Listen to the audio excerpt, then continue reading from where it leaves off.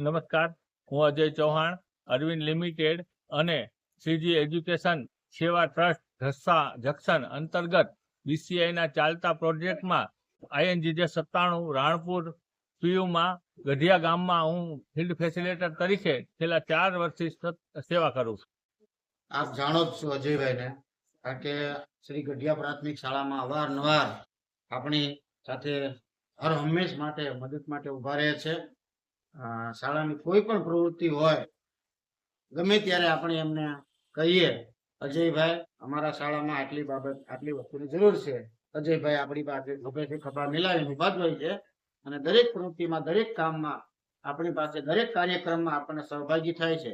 15મી August હોય, 26મી જાન્યુઆરી હોય કે શાળા પ્રવેશોત્સવની કીટ હોય, આ તમામ બાબતે આપણને સહભાગી અને મદદરૂપ થાય છે. બીજું લાઇબ્રેરીમાં હમણાં આપણે સાઉન્ડ સિસ્ટમ જે આપણને આપવામાં આવ્યું એ એમના અથાગ પ્રયત્નોથી ગામના બધા જ સાથ સહકાર મેળવી અને આપણને એક સરસ મજાનું સાઉન્ડ સિસ્ટમ પણ આપણને એમના સહયોગથી પ્રાપ્ત થયેલ છે. ત્યારબાદ હમણાં એમનો એક હજુ આગળનો ઉત્તર પ્રયાસ છે કે તેઓ આપણને ઠંડા પાણી માટેનું આરો મશીન આપણને એકદમ કુલર, બાળકો શુદ્ધ પાણી પીવે, એમનું જીવનમાં એમનું જે સ્વાસ્થ્ય સારું રહે એટલા માટે સતત આપણા માટે સતત ચિંતા કરે છે, મહેનત કરે છે. તો એમને જોરદાર તાળીઓથી આપણે બધા હાલ અમે ગઢિયા પ્રાથમિક શાળાની સ્કૂલની લાઇબ્રેરી છે ત્યાં અમારી સ્કૂલના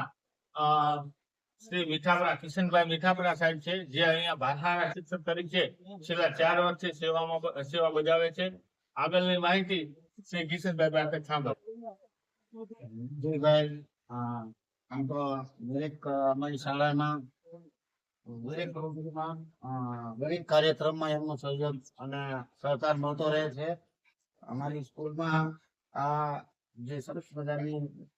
ઓપન લાઇબ્રેરીનું એમને એક સજેસ્ટ કરેલું, ગામના બાળકો કે કોઈ પણ વ્યક્તિ આવે અને એમાંથી સ્પર્ધાત્મક પરીક્ષાઓની તૈયારી કરે, આગળ અભ્યાસ કરે, ભણવા માટે મદદરૂપ થાય બાળકોના, આવા સરસ મજાના સારા એવા હેતુ સાથે એમને બધા ગામમાંથી સારા જૂના પુસ્તકો હોય એમની પાસે એકત્રિત કરી અને વાંચવાના પુસ્તકો, ધાર્મિક પુસ્તકો, જીવન ચરિત્રને લગતા, શિક્ષણને લગતા, ખેતીને લગતા આવા બધા જુદા જુદા ફંક્શન સાથે એમને આ એક સરસ મજાની લાઇબ્રેરીનું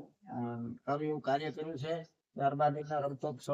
પછી ખેતીની બાબતમાં જાગૃતતા આવે એના માટે ઓર્ગેનિક ખેતી માટે રાસાયણિક ખાતરો ઓછું વાપરવું, શેરી નાટકો અને શાળામાં આવતા વિવિધ કાર્યક્રમો તમામ શાળામાં આવતી સમયાંતરે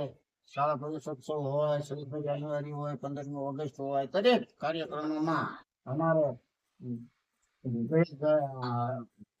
અમારી સાથે અમારી સાથે અમારી ગઢિયા ગામમાં નીકળતી ભાદર નદી છે,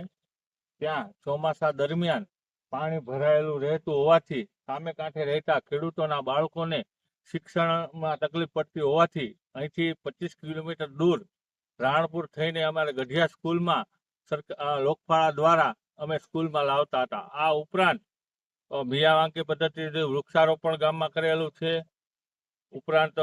જે કાંઈ વિધવા પેન્શન છે, સરકારી યોજનાઓ છે, એના કામો જે કાંઈ કામ ઓનલાઈન કે ઓફલાઈન હોય તે અમે ઘરે અથવા રૂબરૂ ખેડૂતોની વાડીએ જઈને અમે આ બધા કાર્યક્રમ કરીએ છીએ.